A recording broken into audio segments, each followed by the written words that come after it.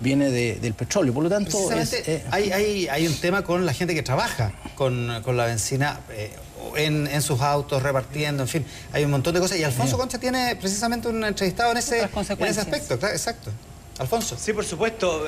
A nuestros televidentes mucha atención, porque tú lo decías, lo conversaban con el profesor en el estudio, hay una evidente situación de afectación para quienes trabajan con el auto. Desde ya los colectiveros que transportan acá en la región metropolitana a un 25% de la población, pero en regiones llegan hasta el 80%. Ya se anuncia un alza de precios, queremos conversarlo de hecho con nuestro entrevistado, don Héctor Sandoval, presidente de la CONATOCH. Para conversar precisamente este tema, don Héctor, me decía fuera de pantalla, lamentablemente van a tener que subir los precios. ¿Desde cuándo eso? Bueno, hay que cumplir con una reglamentación que es comunicar al secretario regional ministerial de Transporte con 15 días de antelación. Por lo tanto, eso ya se está haciendo y se va a materializar esta alza a partir de los primeros días del mes de marzo. No tenemos ninguna otra alternativa.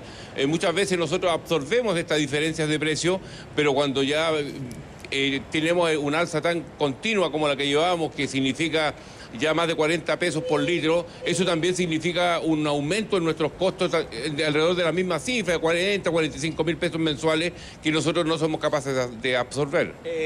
¿Cuánto debería subir el precio? Pensemos, qué sé yo, para quien se sube a sus colectivos desde la Plaza de Puente Alto hacia el centro, ¿cuánto sube o cambia el precio más o menos?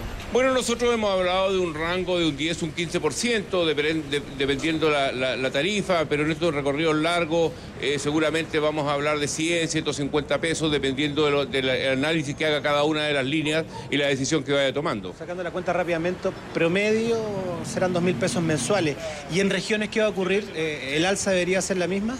En regiones también, bueno, las tarifas son más bajas en regiones, por lo tanto los porcentajes también van a ser los mismos, pero en ninguna parte van a alzar una tarifa en menos de 50 o 100 pesos, que va a ser el promedio más o menos en que cada uno va a tomar esa decisión. Ustedes el año pasado estuvieron movilizándose de varias formas, llegaron incluso hasta el Palacio de Gobierno pidiendo al menos algún gesto para los colectiveros y de esa manera poder tratar de no entregarles las alzas de precios de los combustibles a los usuarios. ¿Han recibido alguna respuesta desde ese momento en adelante?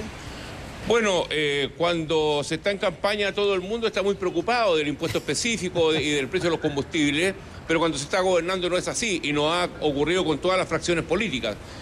Por lo tanto, nosotros hemos planteado que no puede seguir existiendo esta discriminación que existe hoy día, en que se le entregan miles de millones de pesos diariamente al Transantiago y que además esa misma cantidad se le está entregando hoy día a los buses de regiones, y a los taxis colectivos que transportan esta inmensa cantidad de personas no se les entrega ningún beneficio. Por lo tanto, nosotros estamos planteando que aquí tiene que haber una rebaja focalizada del impuesto específico para que uno usamos el combustible como el principal insumo, como una cuestión de equidad y dejar de ser discriminado este amplio sector de trabajadores que entre taxis colectivos, furgones escolares sobrepasa las 120.000 unidades. Alfonso. Héctor, la última pregunta. Sí, ellos no recuperan nada del impuesto específico de combustibles por trabajar con la bencina.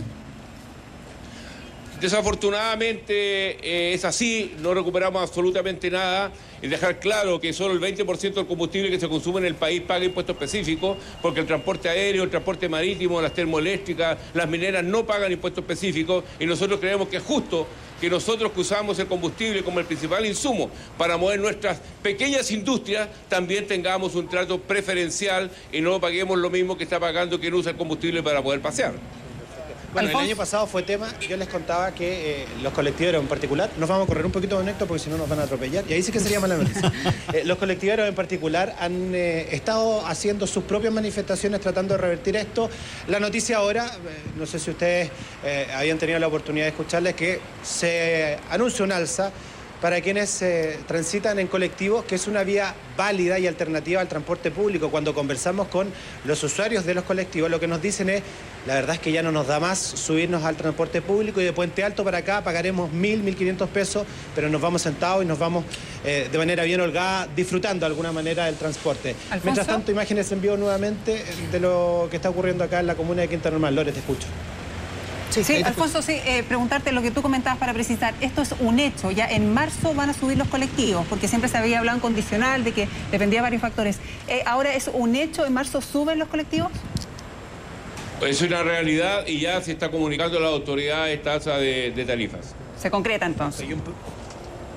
Se concreta la pregunta. Sí, se materializa a partir de las primeras semanas de marzo. Y un promedio para que no sea en porcentaje, sino que la gente sepa bien clarito en unos 100, 150 pesos, dependiendo de la región y por supuesto también de los traslados. Muy breve, ¿qué ocurre, don Héctor? Por ejemplo, en la región de Aysén, donde yo decía, hoy durante la jornada va a traspasar sin ningún problema esa barrera psicológica de los 1.000 pesos en promedio la bencina.